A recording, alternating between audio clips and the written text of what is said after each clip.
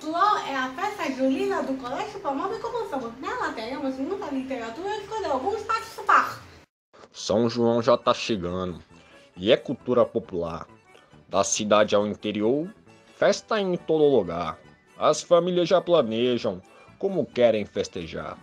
Mas escute aí, compadre, preste muita atenção. Haverá umas mudanças no que é de tradição. Não faremos certas coisas pro bem da população. Vou dizer bem direitinho, pro modo de tu entender. Esses fogos de artifício não se podem nem vender. E as fogueiras juninas, esse ano não vai ter. Mas é por um bom motivo. Não carece se arretar. Toda essa fumaceira faz o hospital lotar. Da gente passando mal sem conseguir respirar.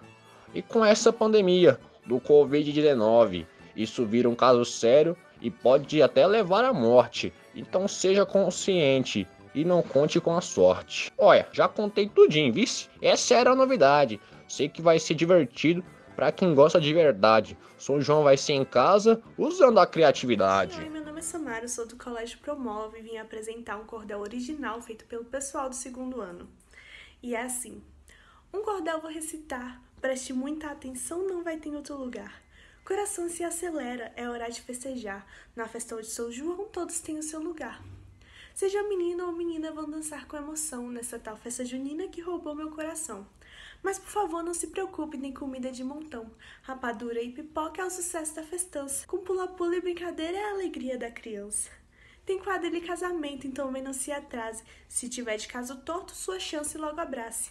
E no final tem a fogueira, onde todos ficam em volta. Crianças com a brincadeira e os adultos com as histórias.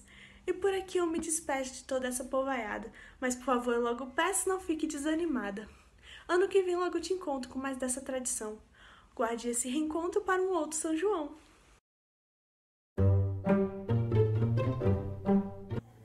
E com essa pandemia do Covid-19, isso vira um caso sério e pode até levar à morte.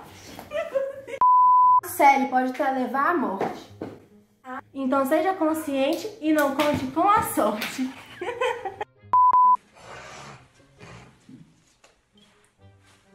Vou dizer bem direitinho, pro modo tu não entender. É pro modo tu entender, pô. Vai ter.